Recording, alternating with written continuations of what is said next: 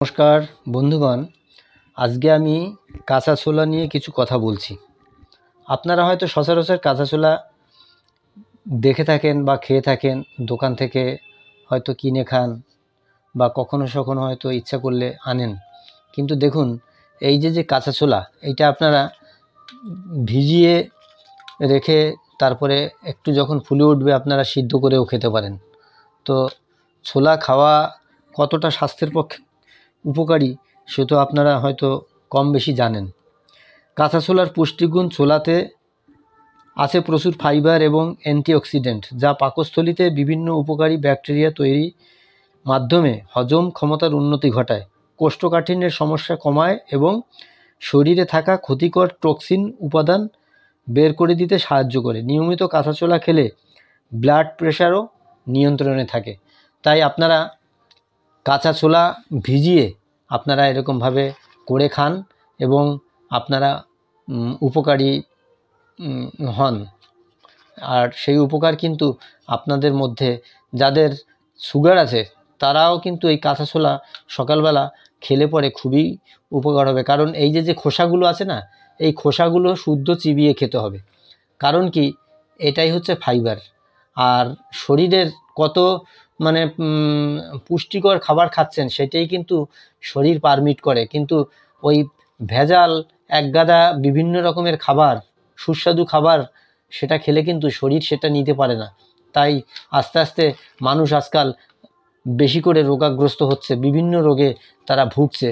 তো সেই বিভিন্ন রোগের হাত থেকে অব্যাহতি পেতে গেলে আমাদের নিয়মানুবর্তিতা পালতে হবে। কারণ আমরা যদি সময় মতো না খাই, সময় মতো বিশ্রাম না করি, সময় মতো না ঘুমাই এবং শরীরের উপকারী যে খাদ্য গুণ বিশিষ্ট খাবার সেগুলো যদি আমরা না দিই, তাহলে আমাদের কিন্তু অবশ্যই তার একটা খারাপ দিক রয়েছে। তাই ছোলা খান এবং আপনারা ভালো থাকুন।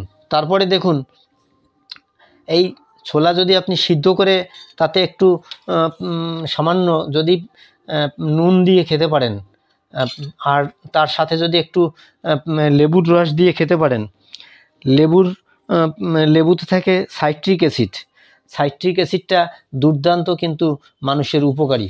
সাইট্রিক অ্যাসিড আমরা যদি খাই, তারপরে অনেকে দেখুন ছোলায় তেঁতুলের তেঁতুল জল দিয়েও খায়। তো তেঁতুলে থাকে টার্টারিক অ্যাসিড। টার্টারিক অ্যাসিড খাওয়া সবসময় ভালো না, কিন্তু আপনারা এই সাইট্রিক অ্যাসিড, কারণ কি এর স্বাদ টক হয় কেন?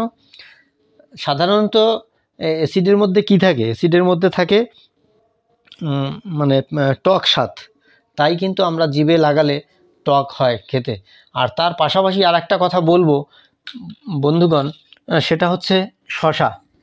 দেখুন, এই যে শশা, এই শশা যদি আপনারা খেতে পারেন তাতেও কিন্তু দারুণ উপকারী হবেন। তার সাথে অনেকে টমেটো, পেঁয়াজ এসবগুলো কুচিয়ে এতে মেলাতে পারেন। তো শশায় থাকে পটাশিয়াম, ফাইবার, ম্যাগনেসিয়াম এবং ভিটামিন এ, সি এবং কে এর মতো প্রয়োজনীয় পুষ্টিতে ভরপুর। এই ভিটামিনে ভরপুর। এটি আপনাকে, এই শশা খেলে আপনাকে কি করবে? হাইড্রেট, আমরা বলি না ডিহাইড্রেশন, শরীরের যদি জল ভারসাম্য কমে যায় সেখানে হাইড্রেট রাখতে সাহায্য করে শশা। রক্তচাপ এবং রক্তে শর্করার মাত্রা নিয়ন্ত্রণ করে, ত্বককে প্রশমিত করে, হজমের সহায়তা করে এবং ওজন কমাতে সহায়তা করে এই শশা। তাই শশা যেভাবেই হোক আপনারা খেতে পারেন।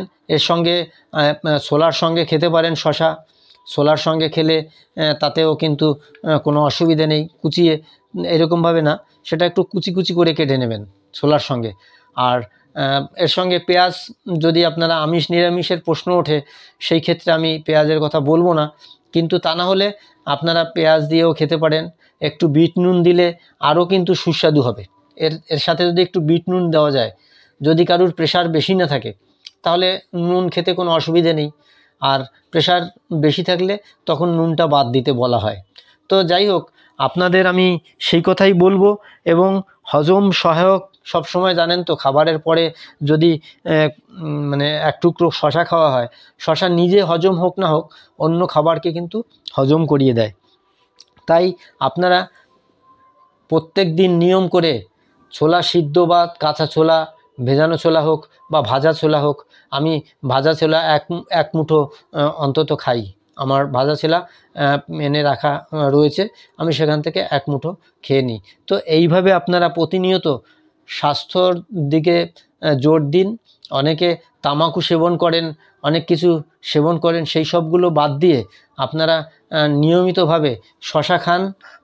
আপনারা কাঁচা ছোলা হোক, ভাজা ছোলা হোক, বা ছোলাটা যদি কাঁচা না খেতে পারেন তাহলে একটু সিদ্ধ করে খান, তাতে বেশি আপনাদের অসুবিধা হওয়ার কথা না। একটু লেবুর রস সহযোগে খান। এইভাবে আপনারা প্রতিনিয়ত খান, আপনারা ভালো থাকবেন এবং সুস্থ থাকবেন। আপনাদের লিভার, হার্ট সমস্ত কিছু ভালো থাকবে এই খাবারের মাধ্যমে। তাই আপনারা সুস্থ থাকুন এবং এই খাবার প্রতিনিয়ত খেতে থাকুন, তাতে আপনাদের অনেক ঔষধপত্রের অন্তত খরচ এখান থেকে আপনাদের বেঁচে যাবে। আপনারা ভালো থাকবেনই বন্ধু। ধন্যবাদ, আজকে এইটুকুই। পরে আবার অন্য কিছু নিয়ে অন্য এপিসোডে আসবো। ভালো থাকবেন, নমস্কার।